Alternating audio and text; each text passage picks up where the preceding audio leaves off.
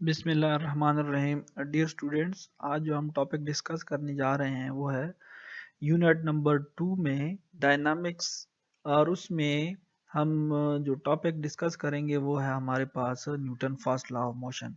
Dynamics जो है इससे पहले की वीडियो में हम डिटेल से डिस्कस कर चुके हैं कि डायनामिक्स जो है वो उसकी क्या डेफिनेशन है और ये इसमें हम किस तरह के ऑब्जेक्ट्स की स्टडी करते हैं।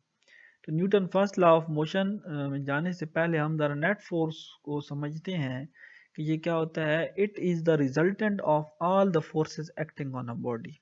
यानी कि एक बॉडी के ऊपर जितनी भी फोर्सेस एक्ट कर रही होती हैं उन तमाम फोर्सेस का मजमूआ, उनका सम जो है उसको हम नेट फोर्स कहते हैं। फॉर एग्जांपल ये हमारे पास एक ट्रॉली है, इसके ऊपर दो बॉडीज जो हैं वो फोर्सेस लगा रही हैं। एक बॉडी जो है जो लेफ्ट साइड पे है वो 5 newton force from left to right लगा रही हैं, और जो दूसरी बॉडी है वो पहले बॉडी की बिल्कुल अपोजिट फोर्स, अपोजिट डायरेक्शन में फोर्स जो है वो लगा रही है इस ट्रॉली पे, जो कि है 5 न्यूटन। ये माइनस का साइन हमने इसलिए लगाया है क्योंकि जो F1 है ये अगर हम पॉजिटिव एक्स एक्सिस की तरफ ले लेते हैं तो जो F2 है वो बिल्कुल उसके अपोजिट जो है अपोजिट डायरेक्शन में है। यानी कि वेक्टर क्वांटिटीज हैं दोनों। फोर्स जो है वेक्टर क्वांटिटी है, तो फोर्स अगर वेक्टर क्वांटिटी है तो इसकी डायरेक्शन जब एक दूसरे के अपोजिट होगी तो एक क्वांटिटी के साथ हम नेगेटिव का साइन यूज करेंगे। तो हम कैसे सम जो है वो फाइंड कर सकते हैं, नेट फोर्स हम कैसे मालूम करते हैं, क्योंकि हमने ऊपर डेफिनेशन में पढ़ा है कि नेट फोर्स जो है वो एक बॉडी के ऊपर एक्ट करने वाली बाकी सब फोर्सेस का मजमू होता है, उनका सम होता है। तो F1 प्लस F2, F1 हमारे पास 5 न्यूटन है और F2 जो है वो -5 न्यूटन। उसकी वजह यह है कि वो F1 के बिल्कुल अपोजिट डायरेक्शन में एक्ट कर रही है। तो ये F1 और F2। अब F1 क्योंकि हमारे पास 5 न्यूटन है और F2 जो है वो -5 न्यूटन बन जाता है, तो 5 न्यूटन माइनस 5 न्यूटन 0 न्यूटन, यानी कि ये जो बॉडी है इसके ऊपर जो नेट फोर्स एक्ट कर रही है वो है 0 न्यूटन। कोई नेट फोर्स इसके ऊपर एक्ट नहीं कर रही। तो नेक्स्ट हम फिगर में दोबारा नेट फोर्स को फाइंड करते हैं। इस फिगर में एक बॉडी जो है वो इस ट्रॉली के ऊपर फोर्स लगा ये F1 5 न्यूटन, लेकिन दूसरी बॉडी जो है उसकी फोर्स को रिमूव कर दिया गया है, दूसरी बॉडी को रिमूव कर दिया गया है। अब दूसरी तरफ से फोर्स एक्ट नहीं कर रही, तो इसका मतलब ये है कि फोर्स जो है सिर्फ एक ही डायरेक्शन से एक्ट कर रही है। तो अब इसका नेट फोर्स मालूम करने के लिए ये जो F2 है ये 0 न्यूटन है। F net is equal to F1 plus F2, क्योंकि नेट फोर्स जो है वो रिजल्टेंट फोर्स होती है। बाकी सब फोर्सेस को अगर हम ऐड कर लें तो F1 प्लस F2, F1 हमारे पास 5 न्यूटन है और F2 जो है वो हमारे पास 0 न्यूटन है। फिगर से हम देख सकते हैं। तो इसका जो रिजल्टेंट और या नेट फोर्स जो है वो हमारे पास क्या बन जाता है, 5 न्यूटन।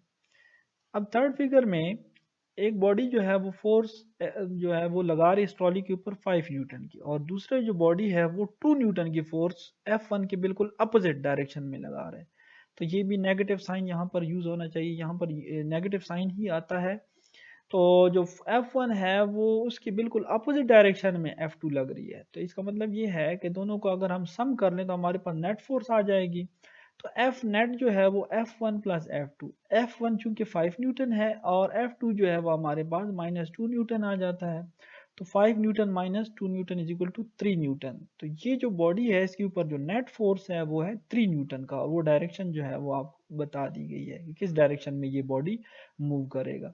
तो ये जो पहली फिगर है इसमें बॉडी मूव करता ही नहीं है क्योंकि इसके ऊपर नेट फोर्स 0 है। दूसरी जो फिगर है उसमें बॉडी 3 न्यूटन फोर्स के साथ जो है वो 5 न्यूटन फोर्स के साथ वो मूव करती है फ्रॉम लेफ्ट टू राइट। और थर्ड फिगर में जो बॉडी है वो रिजल्टेंट फोर्स जो नेट फोर्स है 3 न्यूटन का, वो 3 न्यूटन के साथ वो मूव करेगी फ्रॉम लेफ्ट टू राइट। और ये डायरेक्शन एरो जो है वो इस नेट फोर्स की डायरेक्शन को इंडिकेट करता है। तो Newton first law of motion जो है वो डील करता है जब दो कंडीशन है हमारे पास, या तो वो बॉडी बिल्कुल रेस्ट की हालत में हो, मतलब वो मूव करे ही ना, या फिर वो यूनिफॉर्म स्पीड के साथ मूव कर रही हो स्ट्रेट लाइन में। यानी कि यूनिफॉर्म स्पीड के साथ वो स्ट्रेट लाइन में मूव कर रही है, इसका मतलब ये है कि स्ट्रेट लाइन में जो स्पीड है वो तो वेलोसिटी है। तो ये दो कंडीशन है, या तो रेस्ट की हालत में हो या फिर अगर वो मूव कर भी रहा है तो वो यूनिफॉर्म स्पीड में हो, स्ट्रेट लाइन में, यानी कि वो किसी यूनिफॉर्म वेलोसिटी के साथ वो मूव कर रहा हो। अब इसके जो पहला पार्ट है कि बॉडी बिल्कुल रेस्ट की हालत में हो, तो ये हमारे पास एक जो है टेबल के ऊपर बुक पड़ी हुई है, तो ये रेस्ट की हालत में है। अब ये बुक तब तक जो है वो मूव नहीं कर सकती जब तक हम इसके ऊपर फोर्स ना लगाएं। तो यानी कि ये रेस्ट की हालत भी ही रहेगी जब तक इसके ऊपर कोई हम फोर्स नहीं लगाते।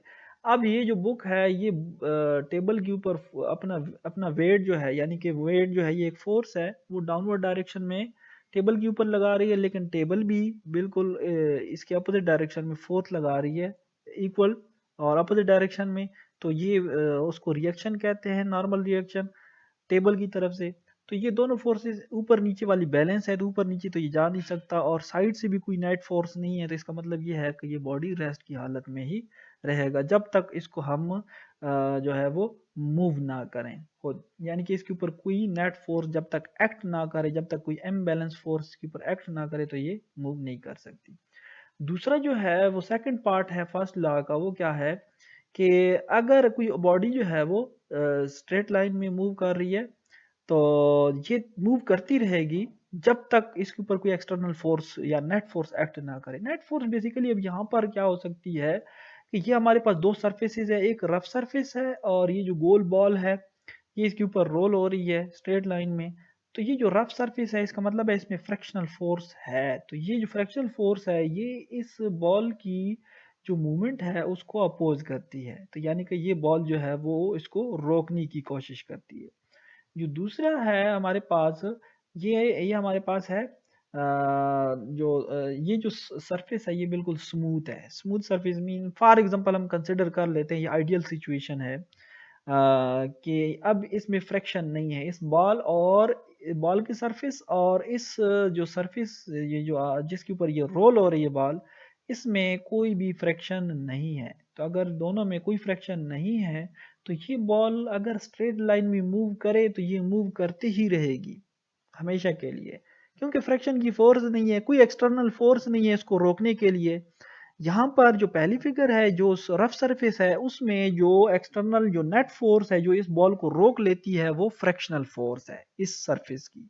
और जो दूसरी फिगर में है अगर ये बॉडी जो है वो स्मूथ है तो बिल्कुल फ्रैक्शन अगर है ही नहीं तो ये तो फिर नहीं रुकेगी।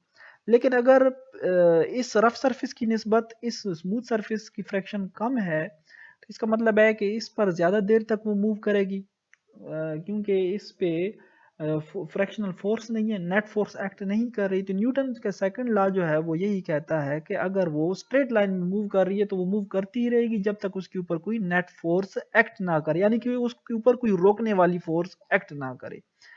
तो ये हमारे पास है moving object does not stop moving by itself. For example a ball rolled on a rough ground stops earlier than that rolled on a smooth ground because rough surface offer greater friction।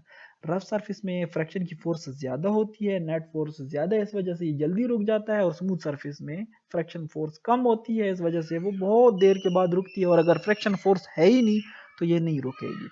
If there would be no force to oppose the motion of a body, if no friction exists between the surface of the ground and the surface of the ball, then the moving body would never stop। तो यानी कि ये जो अगर इसमें fraction force है ही नहीं तो ये बॉडी जो है वो नहीं रुकेगी और ये मूव करती ही रहेगी। तो न्यूटन फर्स्ट लॉ जो है ये क्या स्टेट करता है, a body continues its state of rest or of uniform motion in a straight line provided no net force acts on it. ये मूव करती रहेगी जब तक, अगर रेस्ट की हालत में है तो वो रुकी रहेगी, और अगर वो मूव करती है तो ये मूव करती रहेगी जब तक उसके ऊपर कोई फोर्स एक्ट ना करे, और इसको लॉ ऑफ इनर्शिया भी कहते हैं। Newton first law of motion को लॉ ऑफ इनर्शिया इसलिए कहा जाता है कि ये इनर्शियल प्रॉपर्टीज को डील करती हैं। यानी कि एक अगर बस में, एक बस जो है उसमें कोई पैसेंजर्स बैठे हुए हैं और वो पहले वो एक स्ट्रेट लाइन में मूव कर रही थी बस, और अचानक वो एक तरफ मोड़ काटती है, तो जो सवारियां हैं वो बिल्कुल स्ट्रेट लाइन में आगे की तरफ और बस से आउटवर्ड यानी कि बाहर की तरफ जो है वो गिरती हैं। उसकी वजह ये है तो उसके ऊपर जो फोर्स है वो पहले जिस डायरेक्शन में बस बस मूव कर रही थी स्ट्रेट लाइन में, तो उनका जो इनर्शिया था वो ये था कि जो बॉडी स्ट्रेट लाइन में मूव कर रही हैं उनकी बॉडीज इसी स्ट्रेट लाइन में मूवमेंट को कंटिन्यू रखना चाहती थी, लेकिन बस चूंकि वो एक साइड पे उसने अचानक टर्न लिया है, तो जो बॉडीज थी वो पैसेंजर्स थी वो स्ट्रेट लाइन में मूव करना चाहते थे, लेकिन बस जो है वो दूसरी डायरेक्शन में मुड़ जाती है। तो इस वजह से जो सवारियां बैठी होती हैं वो अपनी इनिशियल स्टेट को कायम रखने की कोशिश करती हैं। तो इस वजह से इसको क्या कहते हैं, लॉ ऑफ इनर्शिया, क्योंकि लॉ ऑफ इनर्शिया में जो बॉडीज होती हैं वो अपनी स्टेट को बरकरार रखने की कोशिश करती हैं। तो सवारियां पहले क्योंकि इस स्ट्रेट लाइन में मूव कर रही थी और वो इसी स्ट्रेट लाइन मूवमेंट को कायम रखना चाहती थी, लेकिन जो बस है वो दूसरी साइड में मुड़ जाती है। इसका मतलब है वो सवारी आगे की तरफ इसलिए गिरती हैं कि वो अपनी स्टेट को बरकरार रखना चाहती हैं। तो इसको Newton first law of motion को लॉ ऑफ इनर्शिया भी कहते हैं। यानी कि अब ये जो सवारियां थी, अगर ये जो बस टर्न लेती हैं, अगर ये टर्न ना लेती तो ये सवारियां बिल्कुल स्ट्रेट लाइन में ही मूव करती। यानी कि क्योंकि इसके ऊपर नेट फोर्स एक्ट कर गई है, बस दूसरी तरफ मुड़ गई है, इस वजह से वो अब अपने असल हालत में स्ट्रेट लाइन की तरफ मूव नहीं कर सकती। तो ये जो Newton first law of motion है और इसको हम लॉ ऑफ इनर्शिया भी कहते हैं।